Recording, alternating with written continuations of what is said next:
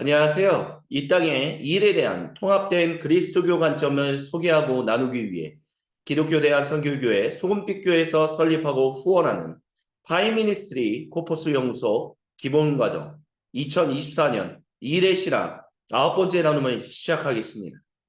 오늘은 일의 정수와 지혜의 길이라는 제목으로 폴 스티븐스 교수가 나누었던 일의 신앙, 특별히 구약 성경과 관련한 마지막 내용, 지혜서를 함께 나누겠습니다. 제가 잠시 기도하고 시작합니다. 거룩하신 주님, 일의 신학 9번째 나눔을 시작합니다. 주님께서 우리에게 주고자 하시는 거룩한 지혜와 능력이 이것을 나누는 사람이나 듣는 우리 모두가 한마음 한뜻 한 생각으로 주님 앞에 붙들리게 하여 주옵소서.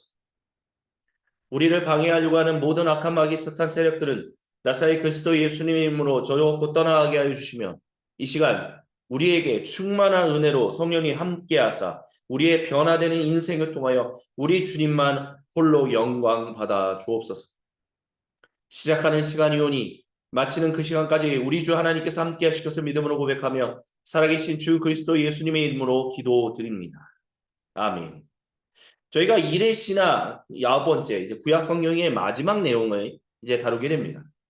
일의 신학의 마지막 부분을 다루면서 우리가 구약 성경에서 나눴던 여러 가지 얘기들, 하지만 큰 그림, 틀을 좀 뼈대를 잠시 정리하고 좀 진행했으면 좋겠습니다. 저희가 일의 신학이라고 하면서 중요한 핵심으로 다뤘던 것은 바로 삼위 하나님이 일하고 휴식하시는 분이셨다라는 것입니다. 그리고 그분의 형상으로 창조된 우리도 일하고 휴식하는 사람들이다라는 것. 그게 바로 하나님 형상의 가장 중요한 모습이다라고 말씀을 드리고 있습니다. 그래서 창조 때 하나님께서 쉬지도 않으시는 분이며 쉴 필요도 없으셨던 분이 우리를 위하여 휴식하셨다라고 하면서 하나님이 자기 형상으로 창조된 사람을 청지기들, 즉 통치자들이면서 동시에 제사장들로서 창조 세계에 이제 거룩한 주님이 임재해 계신 그곳에 이제 그렇게 삼으셨고 그들이 이제 전 세계로 이제 흩어지라라고 말씀을 하셨잖아요. 그러면서 이제 하나님과 사람의 관계, 하나님 안에서 나와 다른 사람과의 관계, 그리고 또한 하나님 안에서 나와 창조 세계와의 관계에 대해서 우리는 통치자들이면서 동시에 제사장들로서 일해야 한다라는 것을 우리는 배웠습니다. 비록 사람이 타락했지만 그 타락은 그럼에도 불구하고 하나님이 자기 형상으로 창조한 사람들을 통하여 창조 세계를 번영하게 하는 샬롬이 넘쳐나게 하는 세상을 만드시는 일들을 막지 않았다, 막지 못했다라고 말씀을 드렸어요. 그렇기 때문에 주님은 사람들을 계속해서 자녀를 낳게 하고 그들을 모두 다 구속시키심으로 말미암아 그들이 진실로 하나님의 형상 그 진정한 인간답게 온전한 일을 하면서 온전한 휴식을 하며 살아가는 존재로 만드실 것이다. 그래서 타락 이후에 아브라함을 부르셨고 고대 이스라엘 민족을 부르셨고 여러 가지 일들이 진행되었다라고 말씀을 드렸습니다. 그리고 오늘 우리가 다루는 이 지혜서는 지난 시간에 나눴던 예언서와 긴밀하게 연관된다라고 할 수 있을 것입니다. 주님께서 사랑하시는 모든 형제자매 여러분 도대체 성경, 우리가 가지고 있는 정경, 이 구약 성경이 과연 언제쯤 우리가 현재 알고 있는 모습으로 형성됐을까요? 한국 사람들이 사용하고 있는 우리 이 구약 성경은 70인역에서 따온 것입니다. 70인역 히브리어 성경을 고대 그리스어로 번역한 성경이다라고 말하죠. 알렉산드로스 대왕의 이제 그 엄청난 정복 이후 페르시아 제국이 망하고 난 이후에 그리고 그가 요절 그러니까 젊은 나이에 숨을 거두고 난 뒤에 그의 대제국이 4개의 작은 왕국들로 쪼개지면서 이집트의 셀루쿠스 왕조의 이 예루살렘 지역에 있었던 복귀한 포로로부터 귀환한 초창기 유대인들이 거주하고 있었습니다. 그 이집트의 파라오는 이제 굉장히 문화에 열려 있었던 사람이었기 때문에 이 유대인들, 초창기 유대인들의 장로 27명, 70명 또는 72명을 불러서 이들로 하여금 성경을 번역하게 하라 라고 했고요. 그들이 각자의 어떤 수도실로 들어가서 성경을 번역하고 난 뒤에 모이니까 거의 틀린 부분이 없었다. 거의 다 같은 용어를 사용했다. 그러면서 지금 현재 21세기를 살아가고 있는 한국교회 성도들이 사용하고 있는 성경이 바로 구약 성경입니다. 하지만 오늘날의 유대인들은 우리와는 다른 구약 성경, 그들만의 용어로는 마소라 텍스트라라고 하는 그 성경을 현재 사용하고 있죠.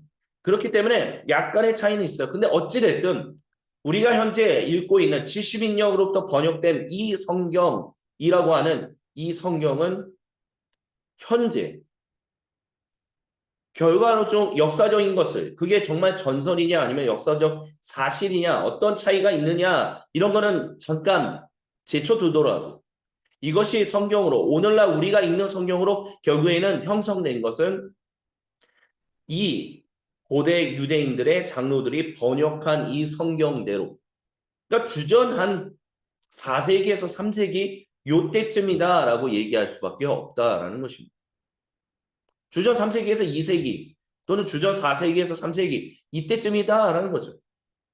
그러니까 원래 이 성경을 가지고 있는 이들도 이것을 고대 그리스어로 번역했던 사람들도 결과론적으로는 자기들이 가지고 있는 이 성경을 아주 오래전부터 고대 이스라엘 민족 때부터 그러니까 포로로 끌려가기 전부터 그들이 그 성경을 있는 그대로 가지고 있었던 것은 아니에요. 마소르 텍스트라고 얘기하는 그 성경 또는 70인역 셉투아진트라고 얘기하는 이 성경도 결국에는 바벨론이라는 신바벨로니아 제국의 포로기를 거치면서 형성되었다라는 것이 오늘날 다수 성경학자들의 의견입니다. 공통된 의견이다라는 거죠. 그런 바탕 위에서 우리는 결국에는 예언서와 지혜서를 읽는다면 우리가 이것을 어떻게 바라봐야 할 것인가 라고 했을 때 성경은 드라마다에서 나눴던 것처럼 이 내용들은 바벨론 포로기를 거치면서 그리고 포로로부터 돌아오면서 일어났던 여러 가지의 일들이 함께 어우러져 있다라는 것을 우리는 반드시 기억해야만 할 것입니다. 그게 뭐 그렇게까지 중요합니까? 라고 얘기하신다면 저는 이렇게 말씀을 드리고 싶습니다. 아주 오래전부터 하나님이 아브라함 또는 모세 수많은 사람들을 통해서 기록했던 것들이 오늘날 지금 현재 가지고 있는 형태로서 내려온 것이 아니라 그들이 어떠한 인생에 성경을 모았던 거룩한 하나님 백성이라고 얘기하는 하나님의 귀환을 간절히 바라던 초창기 유대인들이 자기들이 살고 있는 삶의 현장에서 세상을 바라보는 하나님을 바라보는 관점 속에서 특별히 다신교적인 상황 가운데 오직 유일하신 하나님, 야훼 하나님만 경배하며 우리는 살아가겠다라고 이야기하며 살아갔던 그들이 다신교적인 상황에서 그리고 이방인들에게 지배를 받고 있는 가운데서 비유대인들의 지배를 받고 있는 거죠. 그런 가운데서 우리는 어떻게 하나님 백성으로서 살아가야 할 것인가 자기의 정체성이 무엇인가라는 것들을 끊임없이 고민하면서 이 구약 성경을 형성하게 되었다라는 것입니다. 그렇기 때문에 우리는 그 시대를 온전히 이해해야만 오늘 2024년 21세기를 살아가고 있는 우리가 오늘 다민족 우리는 뭐 다민족이라고 하지는 않죠. 하지만 점점 다민족이 되어 가고 있는데 다민족, 다종교 국가에서 그리고 민주주의, 자본주의라는 곳에서 어떻게 하나님 백성이라는 그리스도인이라는 성도라는 정체성을 가지고 살아가야 할 것인가를 우리는 이 말씀을 통해서 적용할 수 있다라는 것입니다. 그렇기 때문에 이 말씀을 이해하는 데 있어서 특별히 폴 스티븐스 교수님이 이해하게 하고 있는 이것을 우리가 나누는 데 있어서 우리가 중요하게 다뤄야 할 것은 이와 같은 성경적인 어떤 지식들, 바탕들을 우리가 그냥 가볍게 넘어가서는 안 된다라는 것입니다. 그것을 가볍게 넘어가면 우리는 폴 스티븐스 교수가 그리고 저희가 지금 현재 파이미니스트에서 진행하고 있는 것이 도대체 무엇을 얘기하고 싶은지에 대해서 전혀 감을 잡는데 어려움을 겪으실 수밖에 없다라는 것을 좀 말씀을 드리고 싶습니다. 그래서 오늘 저희가 지혜서에 대해서 일의 정수와 지혜의 길을 다룰 것인데 중요한 핵심은요. 여기에 나오는 잠언 또는 전도서 우리가 오늘 특별히 전도서 잠언은 이런 것들을 다루게 될 텐데 전도서 잠언은 솔로몬이 쓴 게 아닙니다. 오래전에 살았던 솔로몬 왕이 쓴 게 아니다라는 고대 유대인들이 바벨론 포로기 그리고 포로기 이후를 지나면서 페르시아 제국에서 그리고 페르시아 고대 그리스에 의해서 페르시아 제국이 망하고 그 왕이 일제히 숨을 거두고 네 개의 왕국으로 쪼개지며 이런 수많은 역사적인 변곡점을 지나면서 그들이 경험했던 하나님 백성답게 살아가는 것이 무엇인가라는 것에서 정말 주님의 지혜를 구했다라는 것입니다. 특별히 지혜라고 얘기합니다.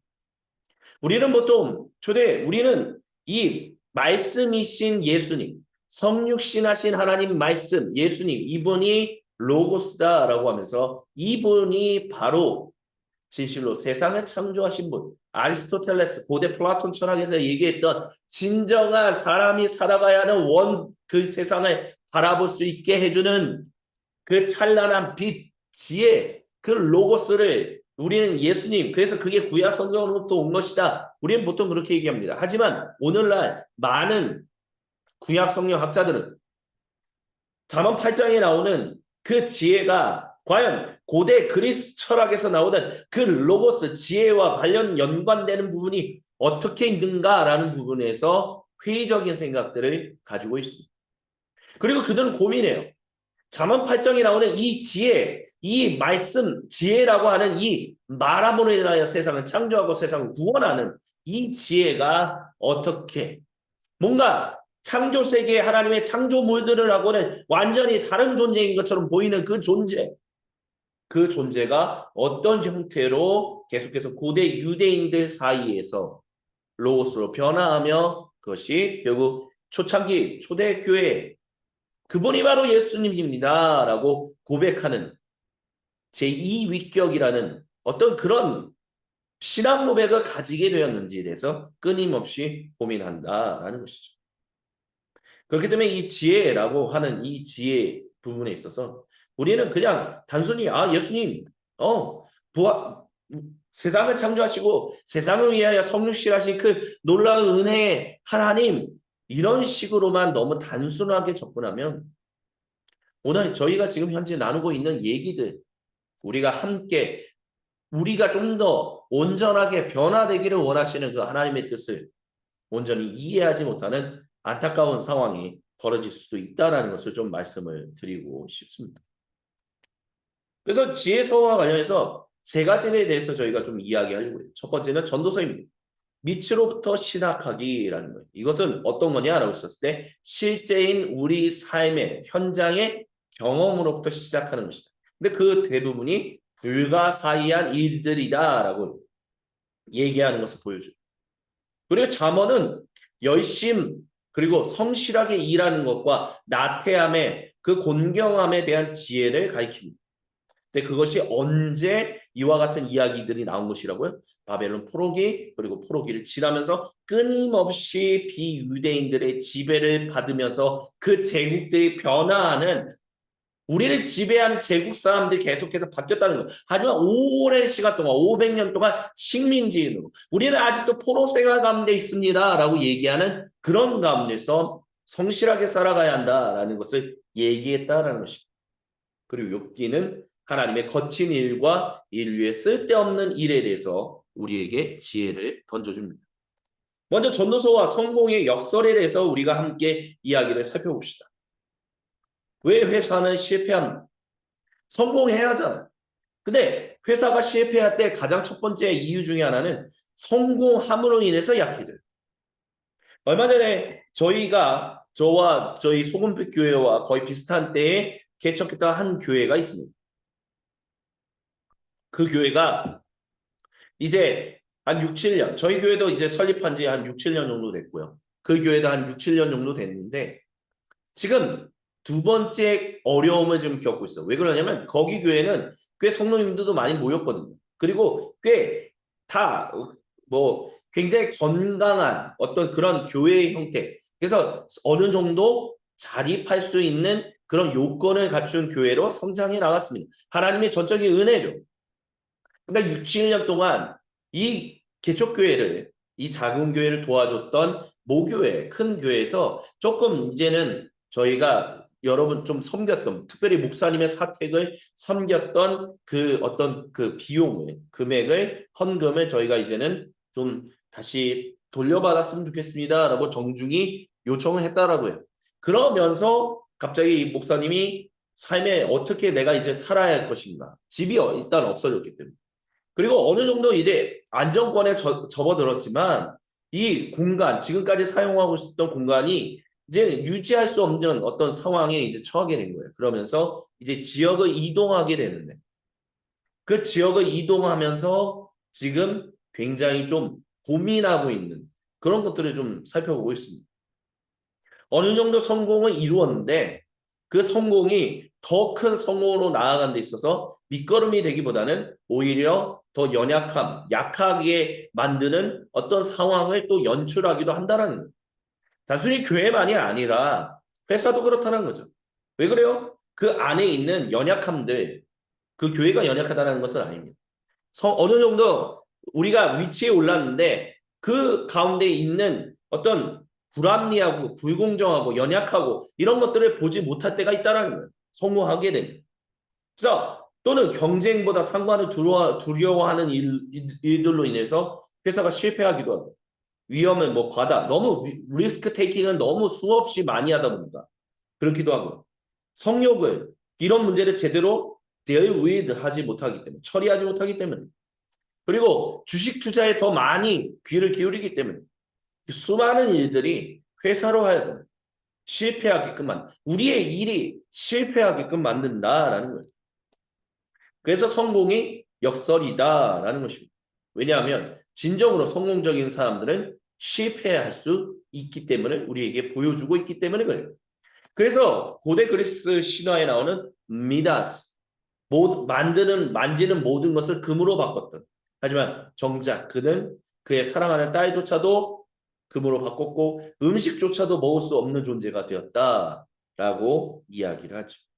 어떤 사람들은 그렇게 얘기할 거야. 아니 누가 대신 먹여주면 되잖아. 하지만 중요한 것은 내가 아무도 사랑을 표현할 수 있는 것이 없어졌다라고 했었을 때 결국 그 사람은 단순히 음식을 못 먹었기 때문에 숨을 거뒀다라는 정도뿐만이 아니라 모든 면에서 인간다운 삶에 있어서 굶어 죽었다라고 이제 볼 수 있는 거죠. 근데 이런 것들이 시편 73편에 메시지 성경에서 번역된 내용에서 나오는 것과 유사하다라고 합니다. 그래서 시편 73편을 제가 메시지 성경을 좀 읽어드릴게요. 의심할 거 없습니다. 하나님은 선하신 분, 착한 이들을 선대하시고 마음씨 고운 사람도 그리하십니다. 그러나 하마터면 놓치고 그분의 선하심 보지 못할 뻔했습니다. 제가 엉뚱한데 눈을 돌려 꼭대기에 있는 자들을 우러러보고 성공한 악인들을 부러워했으니 걱정거리 전혀 없는 자들, 세상 근심거리에 하나 없는 자들을 말입니다. 거만하게 우쭐거리는 자들, 교묘하게 폭력을 휘두르고 제멋대로 하면서 먹기는 원 없이 먹고 바보같이 비단 나비 넥타이로 멋을 냈습니다. 상처 주는 말로 조롱하고 거만하게 굴며 제멋대로 질거립니다. 큰 소리 탕탕 치며 거친 말로 분위기를 어지럽히는 자들, 사람들이 저들의 말을 귀담아 듣는다니 기막힌 일 아닙니까? 저들의 말을 목마른 강아지처럼 핥아먹다니요. 대체 어떻게 된 일입니까? 하나님이 점심 드시러 가신 건가요? 가게를 아무도 지키지 않습니다. 악인들이 와서 물건을 싹쓸이하고 재산을 축적하며 성공 가도를 달립니다. 미련하게 규칙을 지켰건만 제가 얻은 것은 무엇이었습니까?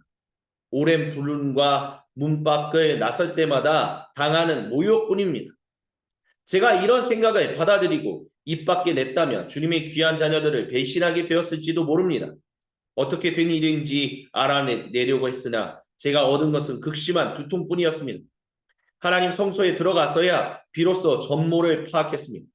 주님께서 저들을 미끄러운 길에 두셨고 저들은 끝내 미혹의 수렁에 처박히고 말 것입니다. 눈 깜빡할 사이에 닥치는 파멸, 어둠 속에 급한 굽이길 그리고 악몽 꿈에서 깨어나 눈을 비비고 둘러보면 아무것도 없듯 저들도 그렇습니다. 아무것도 아닙니다. 질투로 제정신을 잃고 속이 타고 쓰릴 때 저는 아무것도 몰랐습니다. 그저 주님 앞에서 한 마리 우둔한 황소였습니다.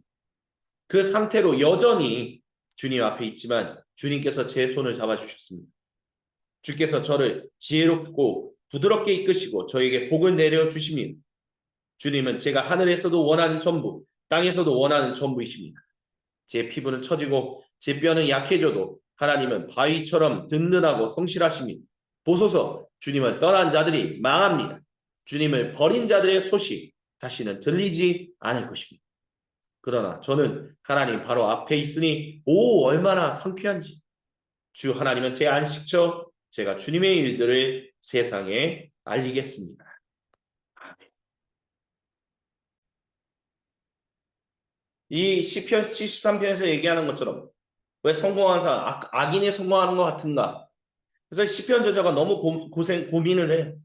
내 주님 전에 주님 앞에 나가니 주님이 저들을 미끄러지게끔 만드셨다. 그러니까 악인은 주님 앞에서 온전하게 살아가지 않는 사람들은 결국에는 무너질 수밖에 없다는 것을 발견하고 마음이 통쾌해졌다라고 얘기합니다. 성공이 그렇게 역설적으로 우리에게 일한다라는 것이죠. 그리고 그것은 반대의 이야기들도 우리에게 전해줍니다. 그것은 뭐냐? 실패가 성공이 될 수 있다는 거죠. 지금 당장 우리가 실패한다고 해서 우리가 실패하는 것이냐? 그렇지 않다는 거예요. 찰스 콜슨이라는 사람은 전문적인 성공에서 그는 그의 영혼을 잃었다라고 얘기해요. 하지만 그가 언제 실패했을 때 그는 성공했다라고 이야기해요. 왜냐하면요. 신실한 성공은 신비롭기 때문이에요. 조절되거나 우리가 발명하거나 계획할 수 없다는 거죠. 여기서 고대 유대인들에게 한번 생각해 보십시오. 계속해서 우리는 포로기 가운데 살고 있습니다. 우리를 지배하는 자들만 달라질 뿐이지 우리는 계속 포로기입니다. 왜 저들은 계속 승승장구하게 하시고 우리는 계속 포로기 가운데 있게 하십니까? 이제 그 모든 것이 뭐다고요? 우리가 아직도 포로기 가운데 있는 것은 하나님이 우리를 정당하다라고 얘기하시게끔 하기 위하여.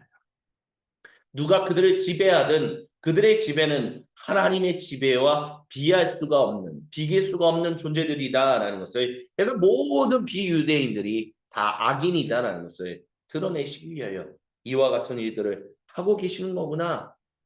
그들은 그렇게 얘기하고 있었다라는 것입니다. 그래서 이것을 우리의 삶에 적용한다면 그렇다는 거죠. 성공을 소유했을 때 그것을 잃어버릴 때가 굉장히 많다라는 것이죠. 부자 청년에 대해서 예수님은 가서 성공과 관련한 중요한 어떤 것을 하라. 그러면 너가 하나님 나라의 백성이 될 것이다 라고 얘기하지 않으셨습니다. 그는 나를 따르라 라고 했어요. 세상에서 성공하네 실패하네 수없이 일어나는 이야기들에 귀를 기울이지 말고 오직 지금 하나님이 이곳에서 하고 계신 일들에 너는 집중하여 따르라. 그런다면 너가 실패하는 것처럼 보이더라도 너는 성공하는 것이고. 왜요? 예수님이 그 부자 청년에게 가진 것을 다 팔아서 너는 그것을 나눠주고 나를 따르라라고 얘기해요. 기존의 유대인들이 얘기하는 이것이 바로 당신이 재산이 있다는 것 자체가 하나님이 당신을 의인으로 여기신다라는 삶의 증거입니다라고 얘기했던 그 유대인들이 하는 말을 따르지 말고 그것을 다 나눠주고 너는 지금 하나님이 하고 계시는 이 예수님이 하고 계신 하나님 나라 일에 참여하라라고 얘기했다는 거죠. 그러면 어떻게 보면 실패하는 것처럼 보이잖아요. 부자 청년. 근데 그것이 아니다라는 거죠. 너희가 오히려 그것으로 인하여 성공하게 될 것이다. 하나님 나라 백성이 될 것이다 라고 얘기했다는 것입니다. 그리고 이것을 우리에게 적용한다면 또 이렇게 얘기할 수 있을 것입니다. 하나님 나라 백성이 즉 성도에게 성공은 무엇이냐? 하나님의 우리와 함께 하심을 알고 하나님이 우리에게 복 주시는 그 인생길을 따라 하나님과 함께 더불어 일하고 휴식하는 존재가 됩니다. 내가 얼마만큼 재산을 가지고 있는 것, 내가 어떤 성과를 내는 것, 그게 성공이 아니다라고 고대 유대교부터 예수님은 그리고 초대교회는 지금 이 순간까지 우리에게 증언하고 있다는 것을 우리는 기억해야 할 것입니다. 성공을 추구하는 것은 본질적으로 진정한 실패를 향한 지름길입니다. 성공은 제대로 생각하십시오. 내가 은퇴하면 내가 모든 재산을 다 이제 가져서 일하지 않아도 노동하지 않아도 나는 내가 원하는 거 마음껏 하면서 살 수 있어. 그걸 성공이라고 얘기한다면 당신은 그리스도인이 아니다라는 것을 분명히 기억하셔야 할 것입니다. 왜냐하면 그런 성공은 본질적으로 진정한 실패를 향한 지름길이기 때문에요. 성공에 다다른 사람의 증상, 요즘 페이스북하고 인스타그램에 수많은 광고들이 납니다. 유명인들을 이렇게 AI로 도용해서 저는 성공한 누구입니다. 성공한 누구입니다. 당신에게 성공의 지름길을 알려주겠습니다. 연락하십시오. 연락하십시오. 그리고 그 단톡방에 들어가면 자 여기 투자하세요. 거짓말이에요. 난무하는 그런 거짓의 세상 가운데 우리는 살아가고 있다는 거예요. 근데 왜 많은 사람들이 거기에 속고 속임을 당해서 수많은 재산들을 잃어버릴까요? 왜냐하면요. 그들은 계속해서 성공에 다다르고 싶기 때문에 질문하지 않는다는 거예요. 이게 정말 옳은 것인지, 이게 정말 그런 것인지, 이것이 정직한 것인지, 이것이 선한 것인지, 이것이 악한 것인지 이게 하지 않는다는 질문하지 않는다라는 것입니다. 그러니까 결국엔 도착할 때 사망하게 된다라는 것이죠. 성공의 그리스도교 정의를 자크 엘룬 이렇게 얘기했습니다. 우리가 단박에 배운 것은 그리스도 예수님 안에서 구원이 우리에게 주어지면 우리가 어떤 것을 하기 전에 하나님이 우리를 사랑하셨고 그렇기에 모든 것이 은혜라는 것입니다.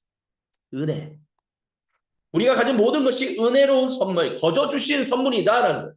삶과 구원, 부활과 믿음 그 자체 영광과 덕목, 미덕이라고 할 수 있죠. 모든 것이 은혜며 모든 것이 이미 얻어졌고 모든 것이 이미 이루어졌고 우리가 성취하고자 매우 큰 어려움 속에 분투하는 우리의 좋은 일들조차도 우리가 전부터 그것들을 해야 하는 것으로 준비되어 있었다는 거예요. 운명론을 얘기하는 게 아닙니다. 숙명을 얘기하는 게 아니에요.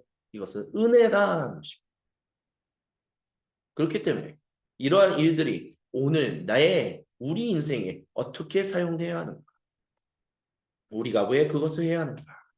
여기서 우리는 다시 한번 같은 무익함, 같은 자만심을 하나님의 편재와 그분의 사랑이 가진 완벽한 임재에 서 있음을 관조하며 직면해야 한다는 거예요. 이거를 왜? 그래서 이거 내가 말씀을 배웠어. 모든 게 다 은혜다. 아멘 할렐루야. 근데 내 일생에서 이거 어떻게 하라는 거야? 그 질문 자체가 당신은 아직도 하나님 백성답지 않은 하나님과 상관없는 그 인생을 하나님의 은혜 앞에 가지고 간다는 거예요. 하나님의 사랑 앞에 가지고 간다는 거예요. 하나님의 임재 안에 그 곳 교회만이 아니라 모든 삶의 현장도 하나님의 임재가 있는 곳인데도 우리는 우리의 죄된 속성을 우리의 죄인된 죄인의 모습을 가지고 거기에 가고 있다는 것입니다. 그래서 결국에는 쓸모없는 섬김이 된다는 것. 그런 걸 가지고 우리의 일은 그렇기 때문에 우리는 뭘 해야 하는가? 우리를 먼저 사랑하신 그분께 진실한 영광을 돌리는 일에 먼저 집중해야 합니다. 그게 성공이에요. 하나님이 우리를 사랑하셨다는 것은 그분이 사랑이시며 결과를 취하지 않으시기 때문이다 라는 것을 잊지 말아야 합니다.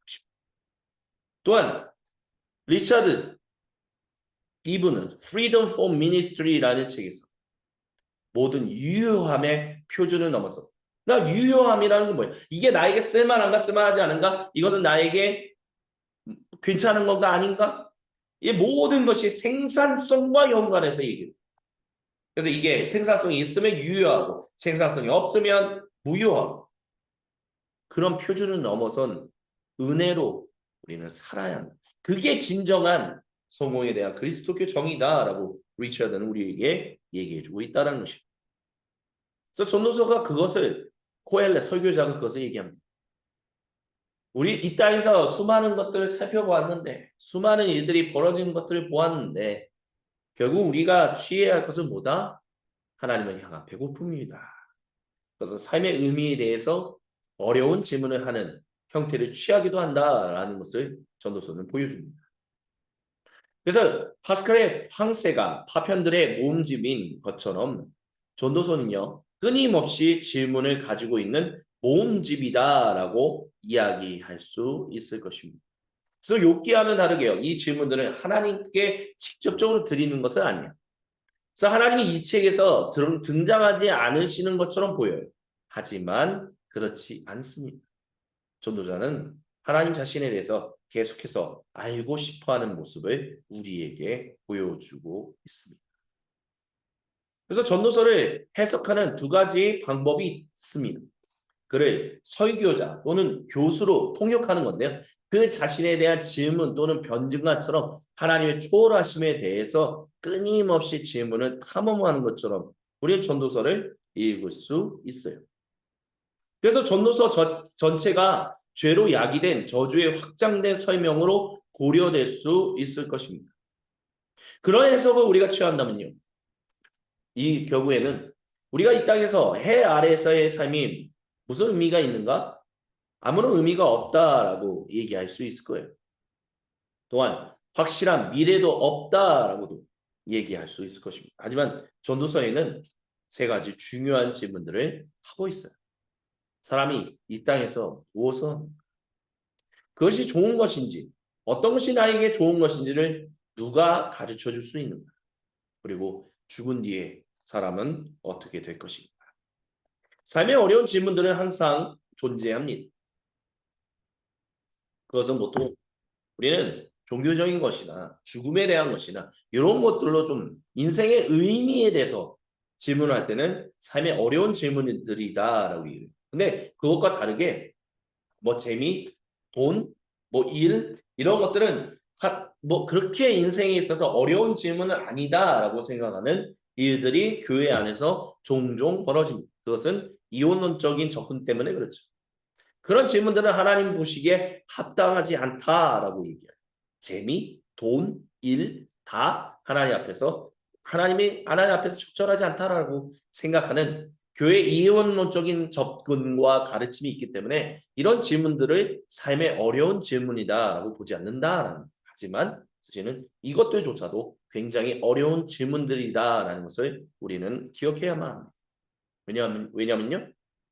그 모든 것도 우리의 모든 삶의 현장, 하나님의 임재가 있는 그 삶의 현장에서 이루어지는 것이고 그 가운데서 우리는 하나님을 대면하며 하나님과 함께 하나님의 형상으로서 어떻게 살아가야 할지를 고민하게끔 만드는 중요한 주제들이 있기 때문에 그렇습니다. 그래서 이 일에 대해서 우리는 계속해서 고민해요. 오늘날 식으로 접근한다면 내가 다른 사람들 다 퇴근한 어떤 사람들은 잘 퇴근하기도 하고 막 어떤 사람은 자영업으로 뭐 어떤 사람은 주식 투자로 어떤 사람은 뭐 이런 걸로 비트코인으로 다 돈을 잘 버는데 나는 도대체 왜 여기서 수고하면서 회사를 위해서 일해주고 있는가? 나를 위해서 나를 위한 유익이 아무것도 없는데 나는 왜 회사라는 것은 결국에는 타인 하다못해 CEO를 얘기할 수 있잖아요. 그 CEO 타인을 위해서 나는 왜 이렇게까지 바보같이 일해야만 하는가? 왜 나는 밤에도 계속해서 생각하고 프로젝트를 준비하고 구상하고 그래서 다음날 회의 준비하고 왜 이래야 하는가? 무슨 의미가 있을까? 질문을 하게 됩니다. 근데 이게 삶의 어려운 질문들이라는 교회 성도들도 가져야만 하는 가장 중요한 질문들이라는 거야. 하나님, 이것들을 내가 어떻게 deal with, 어떻게 다루어야만 합니까? 주여 가르쳐 주옵소서. 이곳을 떠나 교회로 가게 하옵소서. 선교지로 가게 하옵소서. 하나님, 예배하는 주중 예배 찬양 모임 가게 하옵소서. 그게 아니라는 거예요. 그럼 회피밖에 안 된다는 거죠. 거기가 당시에 땅끝이고 거기가 당시에 선교지고 거기가 당신이 통치자며 동시에 제사장으로 일해야 성지기도로서 일해야 하는 곳인데 하나님이 바로 거기 계신데 하나님 내가 여기서 어떻게 그 일을 할 수 있습니까? 일 중독자들은 이런 것들을 발견할 수 없죠. 전도서 2장 4절부터 11절에 이런 얘기를 합니다. 전도자가 저는 위대한 프로젝트들을 성취했습니다. 집을 포도원, 정원과 공원, 저수지, 노예들, 가축대와 양떼, 은과 금을 축적했습니다. 남녀 가수들을 거느렸습니다. 첩첩 그러나 제가 제 손으로 이루었던 모든 것들과 수고하여 성취했던 것들을 살펴보니 모든 것은 무의미했고 바람을 잡으려는 것이었습니다. 해 아래서 얻은 것이 없습니다. 그렇다는 거죠. 그게 일 중독자들이 발견할 수 있다는 거예요. 도대체 내 인생에 무슨 의미가 있습니까? 그래서 저는 삶을 증오했는데 왜냐하면 해 아래 이루어진 일은 통탄할 일이었기 때문이었습니다. 모든 것은 무의미하고 바람을 잡는 것입니다. 저는 반드시 그들로부터 떠나 저를 뒤쫓는 그분께 향해야만 합니다. 그분은 모든 일에 대한 통제권을 가질 것입니다. 사람은 그가 소유했던 모든 것으로부터 떠나 고용되어 일해보지 못한 누군가에게로 향해야만 합니다. 밤조차 그의 생각은 쉬지 않습니다. 이런 질문 속에서 비로소 성공에 대한 분명한 것들을 발견하게 됩니다. 4장 4절에서 전도자가 그렇게 얘기합니다. 온갖 노력과 성취는 바로 사람끼리 갖는 경쟁심에서 비롯되는 것임을 저는 깨달았습니다. 오직 혼자였던 한 사람이 있었습니다. 그는 아들이나 형제가 없었습니다. 그의 노역에는 끝이 없었으나 그의 눈은 그의 부유함에 만족하지 않았습니다. 누구를 위해 나는 노동하는가? 그는 물었고 그리고 왜 나는 유흥을 즐기고 있는가? 이는 너무 무의미하고 끔찍한 사업이다라고 말했습니다. 이런 것들을 깨달은 것이 진정한 하나님 백성으로서의 성공이 무엇인가를 찾아나가는 출발점을 만들어준다라고 전도자는 우리에게 얘기해 줍니다. 그래서 결국에는 오랜 탐구와 질문 끝에 그가 발견하는 결론은 다음과 같습니다. 첫 번째, 우리는 쓸모 있기 위해 일하지 않습니다. 또는 우리의 정체성은 저 좀 사용해 주세요. 저 쓸모 있는 사람이야. 저 괜찮아. 생산성 있는 사람이에요. 아니라는 거예요. 왜요? 일은 하나님의 선물이기 때문에. 당신이 생산할 만한 능력이 있다, 생산할 만한 능력이 없다, 이만큼 생산할 수 있다, 저만큼 아니라는 거예요. 당신은 하나님이 창조한 사람. 그 일은 하나님이 당신에게 맡기신 거룩한 것라는 거죠. 그렇기 때문에 내가 이만큼 일할 수 있어요. 100만큼 일할 수 있어요. 10만큼 일할 수 있어요. 5만큼 일할 수 있어요. 유능하네. 우리에게 쓸모있네. 에이, 무능하네. 쓸모없네. 이게 아니라 모든 이들은 다 하나님의 거룩한 일을 하는 사람들이기 때문에 다 하나님이 인정하시는 정말 멋진 사람들이다라는 것을 전도자는 우리에게 얘기해주고 있다는 것입니다. 그렇게 생각하면요. 우리가 이 땅에서 하는 모든 일들, 우리가 하는 모든 것들, 그게 어떤 것이든 간에 하찮다, 쓸모없다, 그런 얘기로 자괴감에 빠질 필요는 전혀 없다는 것을 우리는 발견할 수밖에 없을 것입니다. 왜냐고요? 3장 13절에서 얘기하는 것처럼 이것이 하나님의 선물이기 때문입니다. 두 번째, 삶에는 물질적 성공보다 더한 것이 있어요. 그게 뭐냐? 더 무언가가 있다는 거예요. 돈을 사랑하는 누구든 절대로 충분하지 않다는 거예요. 만족하지 못해요. 부유함을 사랑하는 누구든 그의 소득에 절대 만족하지 않습니다. 그래서 그 자체 돈을 많이 버는 것, 돈을 많이 축적하는 것. 그래서 내가 이제 앞으로 내가 원하는 대로 살아간다? 무의미하다는 거예요. 재산이 늘어나는 것처럼 소비도 늘어나기 때문에. 많은 재산도 소유주에게는 눈요기이니 무슨 소용이 있냐. 차라리 하루 벌어 하루 먹고 사는 그의 잠이 달콤하다. 그러나 부자의 풍부함은 그에게 잠을 허락하지 않는다라고 얘기합니다. 그런 가운데서 외로움, 무의미한 바쁨의 그림, 도덕적인 나태에 대한 얘기들도 우리에게 전달한다라고 키드너는 얘기합니다. 강박적인 근로자의 생활 일상, 강박적인 돈을 버는 일. 그러니까 하루 벌어서 하루 사는 사람은 그러니까 다 괜찮은 거겠네. 아니 그런 것이 아니다. 왜요? 하루 벌어서 하루 먹고 사는 사람 중에서도 정말 고민하면서 잠을 못 자는 사람도 있다는 여기서 말하는 전도자가 얘기하는 하루 벌어서 하루 먹고 산다. 이거는요. 하나님이 나에게 주신 것들로 인하여 내가 충분히 누리면서 살아갈 수 있는 그런 것들을 주십니다. 하나님 감사합니다라는 감사의 마음을 가지고 있는 사람이에요. 하루 벌어 하루 먹고 사는 사람들 중에 이와 같이 감사하는 마음을 가지고 살아가는 사람이 얼마나 많은가라고 했을 때는 사실 그렇지 않다라는 것을 우리는 발견할 수 있지. 그래서 결국 여기서 먹이는 끝없는 과정에 복종할 수밖에 없어요. 그게 노예가 된다는 거죠. 그래서 그 사람은 아내와 아이들에게 거의 시간을 내지 못하고요. 그의 마음이 항상 다른 곳에 있어요. 그래서 근데 이 모든 것이 행복한 가정을 위해서 하는 것이다. 그게 스스로에게 계속 각인시키면서 살아간다. 그게 도덕적 나태라는 우리 제 부모님 세대가 그와 같은 일들을 참 많이 했죠. 내가 이렇게 밤새 뼈 빠지게 일해서 내가 해줬더니 다 성장하고 나니 저것들이 나를 도덕적으로 온전하게 효도하지도 않고 저런 나쁜 놈들, 저런 불효자들. 근데 생각하십시오. 내가 열심히 해줬지만 그것이 도덕적인 나태였을 수도 있다라는 것을 전도자는 우리에게 얘기해주고 있다는 것을. 온갖 노력과 성취는 바로 사람끼리 갖는 경쟁심에서 비롯되는 것입니다. 혹시 당신 이마만큼 벌어줘야 돼. 이마만큼 해줘야 돼. 경쟁심에서 비롯된 것은 아니었는데 전도자는 이 또한 무의미하고 바람을 잡으려는 것과 다를 바 없다라고 얘기합니다. 그래서 경쟁적인 욕구는 우리 힘든 일의 지나침이며 엄청난 수고는 뛰어남을 향한 간절함 혹은 남에게 뒤지지 않으려는 것과 혼합되어 있다. 전도자는 또 세 번째 이렇게 결론을 짓습니다. 모든 우리의 프로젝트와 우리의 몸이 무덤으로 운명지어 있어도 우리는 인생을 시작한다라고.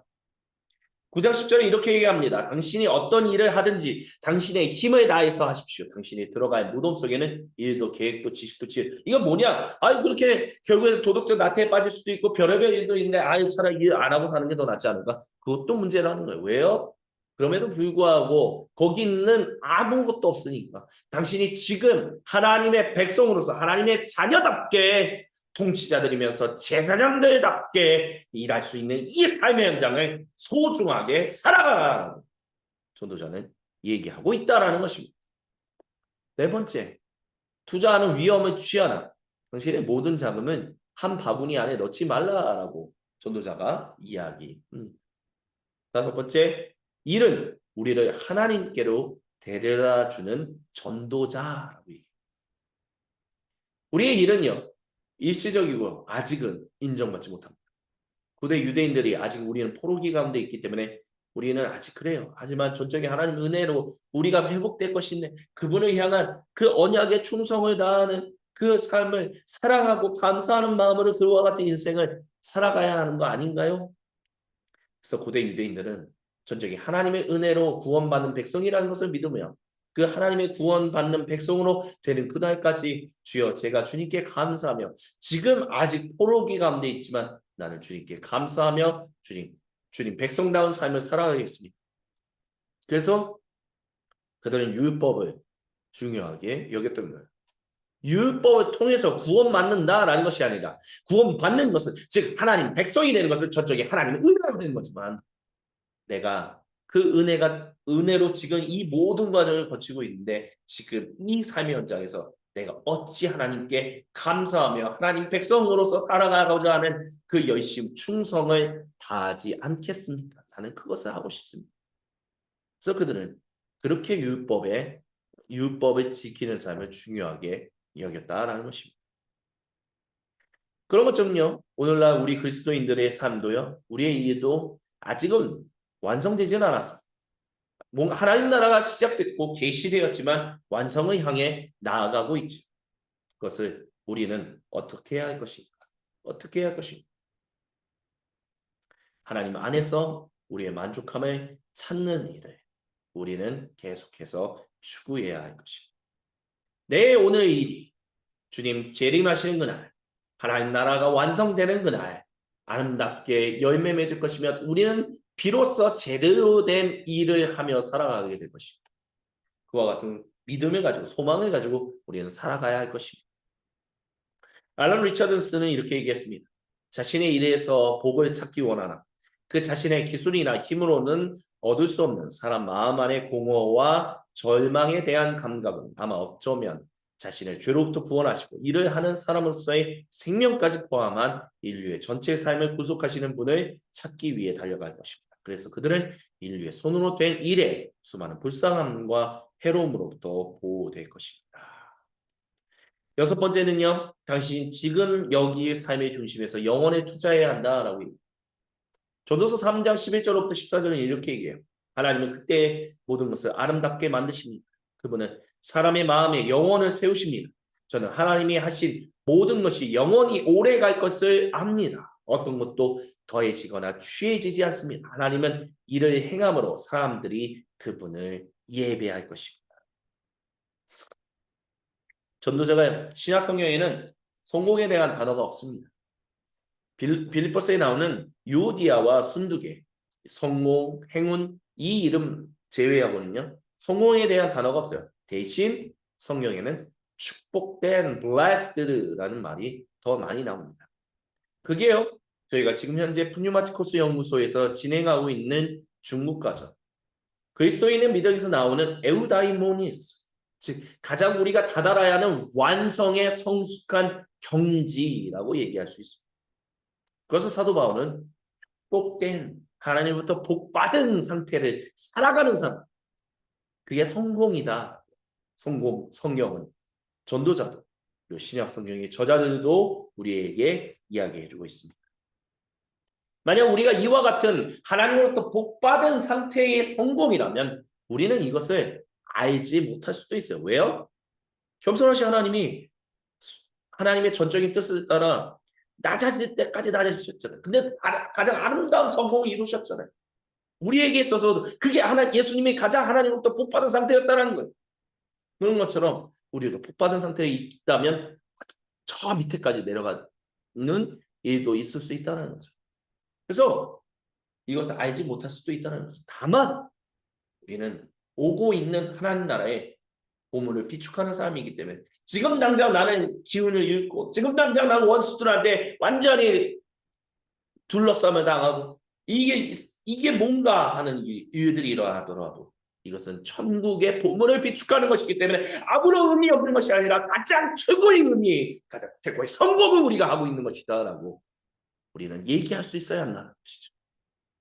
그게 전도자를 통해서 우리가 배울 수 있는 가장 큰 것입니다. 지금의 삶으로부터 다음의 삶으로 우리가 옮길 수 있는 유일한 보물은 우리가 그리스도를 통하여 형성한 관계성, 하나님과 나, 하나님 안에서 나와 타인, 하나님 안에서 나와 창조세계. 그거다라는 것을 우리는 잊지 말아야 할 것입니다. 예수님은 성공적인 사람은 전혀 뜻밖의 실패자며 어리석은 사람일 수 있다라고 제안하십니다. 계시록 18장에서 세상의 성공 이야기는 세상적 성공의 궁극적 실패라는 하나님의 폭로로 결론 지어진다라고 얘기합니다. 가장 위대한 실패는요. 예수님에 의해서 인지받지 못하는 존재. 나는 도무지 너를 알지 못한다. 그게 사실 가장 최악의 실패다라는 것을 우리는 잊지 말아야 할 것입니다. 궁극적인 성공은 주인의 즐거움에 참여하는 것이고 잘했다. 선하고 충성된 종아라는 주인의 말을 듣는 것입니다. 잠언으로 잠깐 넘어가죠. 잠언 안에서 나태함과 나태한 사람에 대한 여러 가지 다양한 말씀들이 있습니다. 너 나태한 사람아 개미에게 가라. 개미의 길을 배우고 현명해져라. 뭐 개미에 대한 비유들이 참 많이 나오죠. 게으른 사람은 부리는 사람에게 이에 초갑고 눈에 연기 같다. 수많은 가난이 강도처럼 밀어닥치고 빈곤이 방패로 무장한 용사처럼 달려들 것이다. 게으른 사람, 하루 벌어 하루 먹고 사는 사람? 에이 모르겠다. 그냥 나는 될 대로 되련다. 그냥 알아서 내가 모르겠다. 그런 인생을 살지 마라. 그리고 열심히 하면 뭔가 내가 하겠지. 하지. 뭔가 얻겠지. 그렇지 않다는 거. 그런 것들 다 얘기해주고 있다는 거. 게으른 사람은 아무리 바라는 것이 있어도 얻지 못하지만 부지런한 사람의 마음은 바라는 것을 넉넉하게 합니다. 주님, 여기 안에 뭐가 있다고요? 제가 주님을 사랑합니다. 제가 아직 포로기 가운데 있지만 주님, 포로 생활하고 있지만 주님이 모든 것을 완전하게 회복시키셔서 저를 노예로부터 하나님의 자유로운 백성으로 삼으실 그날이 오늘 믿습니다. 그 날을 믿으며 주님, 저는 주님을 향한 주님의 신실하심을 믿고 주님의 신실하신 사랑을 믿으며 사랑하며 나는 주님께 내 모든 사랑을 신실하게 드립니다. 그 바탕에서 지금 잠언은 부지런한 사람의 마음에 대해서 얘기하고 있습니다. 게으른 사람의 길은 가시덤불로 덮여 있는 것 같지만 부지런한 사람의 길은 확 트인 큰 길과 같다. 이런 것들을 통해서 우리가 알 수 있는 것은요. 잠언, 나태한 사람, 즉 하나님이 우리에게 신실하신가? 잠언에서 자꾸 그래 너는 뭐 열심히 일하면서 살아야 돼. 새벽종이 울렸네. 새 아침이 밝았네. 너도 나도 일어나. 우리 새 마을 운동을 하러 갑시다. 이런 식의 얘기를 하는 게 아니에요. 잠언. 우리는 잠언을 그렇게 풀어왔었지. 하지만 잠언의 저자가 원래 하고자 하는 얘기의 핵심이 뭐냐면 하나님이 나에게 신실하지 않아서 내가 포로생활 가운데 있는데 내가 하나님을 향하여 뭐 하나님의 백성으로서 내가 신실하게 살아갈 이유가 뭐가 있어. 그냥 나 마음대로 살아갈래. 에이 모르겠다. 되대로 되라. 아무것도 시작하지 않는다. 하나님이 모든 것을 완전하게 회복하시는 그날이 있다라는 것을 주님은 분명히 그때 당시에 고대 유대인들에게도 예레미야 예언자를 통해서 다니엘을 통해서 수많은 이들을 통해서 얘기했는데 안 올 거라고? 불만족스러운 욕구로 인해서 너는 계속해서 그냥 그렇게 살아갈 것이라고? 그게 나태한 사람의 요지다라는 거예요. 그런 사람들이 속수무책, 쓸모없이 정말 안타까운 사람이 될 수밖에 없다는 거예요. 네, 이런 모습이 일 중독으로도 나올 수 있다라고 우리가 전도서를 통해서도 알 수 있었죠. 잠언에서도 똑같이 그와 같은 이 이야기들을 우리에게 하고 있습니다. 주님께서 사랑하시는 모든 형제자매 여러분, 우리는 도덕적인 나태함에 빠지지 않게 살아가야 합니다. 여기서 말하는 도덕적이라는 것은 하나님이 모든 것을 완전하게 하신다. 그 가운데서 우리는 자꾸 저 사람보다 누구보다 뭐 내가 더 해야 돼. 뭐 해야 돼. 뭐 해야 돼. 이런 것도 아니고 하나님 나에게 신실하지 않고 아니, 세상이 나한테 이렇게 엉망진창으로 대하는데 에이 그냥 난 내 마음대로 살래. 길거리에서 그냥 퍼질러서 자고 그냥 다른 사람 음식이나 주워 먹고 살고 노숙자와 같은 인생. 그런 인생이 아니라 하나님은 내가 어느 상황 가운데 있든 하나님은 언제나 신실하게 세상을 사랑하시고 저를 사랑하십니다. 그 사랑에 감사하며 제가 하나님 백성으로서 제 사랑을 주님께, 제 충성을, 제 신실함을 주님께 드립니다. 그와 같은 인생을 살아가야 한다.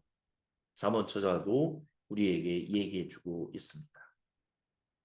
하나님과 욥기에서 우리가 처음에 욥기에 대해서 잠시 이야기를 나눴었죠. 욥기에 있어서 제일 중요한 게 뭐라고 첫 나눔에서 말씀을 드렸습니다. 그것은 바로 우리 삶의 현장으로부터 시작하는 것이다 라고 얘기를 했습니다. 아래로부터의 신학하기라는 것이 바로 그것입니다. 폴스티문스 교수님이 이제 자신의 모든 마켓플레이스 티올로지, 모든 삶의 현장을 위한 신학의 이제 총망라 3부작 시리즈를 이제 만들어내고 있는데 그 첫 번째 시리즈가 지금 영어로 출간됐습니다. 그것을 읽혀서 The Shape of Marketplace Theology Working Blessedly Forever 라고 했어요. 윌리엄 퍼킨스가 하는 그 이야기를 가지고 이제 Living Blessedly Forever 신학은 우리가 어떻게 영원히 복받은 사람으로서 살아가는 것이 무엇인지를 알려주는 삶의 학문이다라고 얘기했던 것을 폴 스티븐스 교수님은 living을 working으로 바꿨다는 거죠. 어떻게 복받은 상태로서 일하면서 살아가게 할 것인가? 그게 마켓플레이스 티올로지의 쉐이프 형태다라고 뼈대다라고 오 교수님이 얼마 전에 얘기했다는 거죠. 욥이 바로 그거예요. 삶의 현장. 욥이라는 게 굉장히 오래전 어느 시대에 살았던 사람이 아니라 욥기를 읽었던 수많은 사람들은 어느 시대에 살고 있었냐? 포로기 가운데, 포로기 이후에 제2성전 시대를 살아가고 있었던 사람들이 끊임없이 질문하고 있었다는 거예요. 하나님, 왜 아직도 포로기입니까? 왜 아직도 이 비유대인들이 우리를 지배합니까? 하나님을 모르고 하나님을 저주하고 하나님을 멀리하는 사람들이 왜 하나님 백성으로서 회복되어야 하는 우리를 지배하고 있고 그들은 잘 되고 왜 우리는 망하는 것처럼 보입니까? 주님 무엇입니까? 그게 시험이고. 왜 주님 침묵하십니까? 우리가 올바른 질문을 주님께 드리지 못했기 때문입니다. 우리가 단순히 주님에 대해서 안다라고 얘기해서 수많은 이야기들을 해왔지만 정작 우리가 주님을 제대로 알지 못했습니다. 그래서 우리가 지금 이와 같이 욥처럼 어려운 일을 당했지만 주님이 우리를 회복하실 거거든요. 그렇게 욥기를 읽었다라는 것입니다. 마틴 루터는 이렇게 얘기했었습니다. 하나님의 강복은 때로 우리의 노동을 통하여, 때로는 우리의 노동 없이 우리에게 옵니다. 그러나 절대로 우리의 노동 때문에 오는 것은 아닙니다. 하나님은 항상 그분 자신을 우리에게 주시는데 그분의 과보나 은혜 때문입니다. 그분은 우리의 노동을 일종의 가면처럼 사용하시는데 그분의 것을 우리에게 복 주시고 승인하시는 것을 볼 때 그곳에는 믿음이라는 방이 있습니다. 라고 이야기합니다. 하나님의 복이 우리의 노동을 통해서 때로는 노동 때문에 오는 것은 아니다. 하지만 그것을 통해서 우리가 그것을 알게 된다는 거죠. 때로는 우리가 일하지 않은 휴식을 말하는 거죠. 휴식을 통해서 일과 휴식이라는 두 것을 통해서 하나님의 과분한 은혜를 우리가 알게 된다는 거죠. 그것을 통해서 하나님은 언제나 나를 향한 하나님의 사랑, 하나님의 계획, 하나님의 뜻 신실하시구나. 세상을 향한 하나님의 뜻, 하나님의 사랑 모든 것이 신실하시구나. 나는 신실하신 하나님을 믿습니다. 라는 고백을 하게 된다라고 종교개혁자의 아버지인 마틴 루터는 이야기했다라는 것이죠. 그래서 우리가 구약 성경의 마지막 부분에 대한 얘기를 지금 얘기하는 거죠. 선물로서의 일, 하나님 안에서 의미를 찾는 것. 나태함을 피해야 하는 인류의 일은 하나님 일과 비교할 때 겸손해질 수밖에 없다라는 것을 우리는 지혜서를 통해서 발견할 수 있습니다. 요약해보죠. 오늘 요약은 이렇게 네 가지로 정리할 수 있을 것입니다. 첫 번째, 일은 완전히 구속되지 않았습니다. 일은 아직도 실망스럽고 해 아래 있는 것은 무의미할 수 있습니다. 두 번째, 그럼에도 불구하고 일은 하나님의 선물이고 초월적인 하나님과의 관계 안에서 해 위에서 우리는 의미와 성취를 찾을 수 있습니다. 그래서 만약 이것이 하나님의 선물이라면 일은 확실히 그렇습니다라는 것을 발견할 수 있습니다. 세 번째, 정말 나태한 사람과 일 중독자는 도덕적으로 태만한 사람들입니다. 이는 그들 장소에 위치할 필요가 온전한 일이 필요가 있다라는 것을 지혜서는 우리에게 얘기해 줍니다. 마지막 네 번째, 하나님의 거치신 그런 일은 인간의 통제를 훨씬 넘어섭니다. 하나님의 창조와 같이 인간은 그래서 우리 일을 통해 우리의 일, 그 삶의 현장에서 겸손하고 하나님을 예배할 수 있는 존재들. 그래도 하나님은 언제나 신실하신 분입니다. 내가 그 하나님께 제 신실함을 드립니다. 그와 같은 삶을 살아갈 수 있어야 한다라고 지혜서는 우리에게 이야기해 줍니다. 예, 그래서 이것으로 저희가 구약 성경을 통한 일의 성경적 관점들에 대해서 함께 이야기를 나눴습니다. 이제 다음 시간부터는요, 신약 성경을 통한 이게 성경적 관점을 계속해서 나누고자 하는 결국 예수님을 통해서 예수님 안에서 우리가 발견할 수 있는 것들은 무엇이 있는가 계속해서 우리가 하나하나 낱낱이 세세하게 살펴보도록 하겠습니다. 지금 이 시간까지 함께해 주신 모든 분들 진심으로 감사드립니다. 제가 마무리 기도하고 마치도록 하겠습니다. 오 거룩하신 주님, 모든 영광, 감사, 그리고 찬양 우리 주님 홀로 받으시옵소서. 살아계신 주 그리스도 예수님의 이름으로 감사드리며 간절히 기도드립니다. 아멘. 감사합니다. 수고하셨습니다.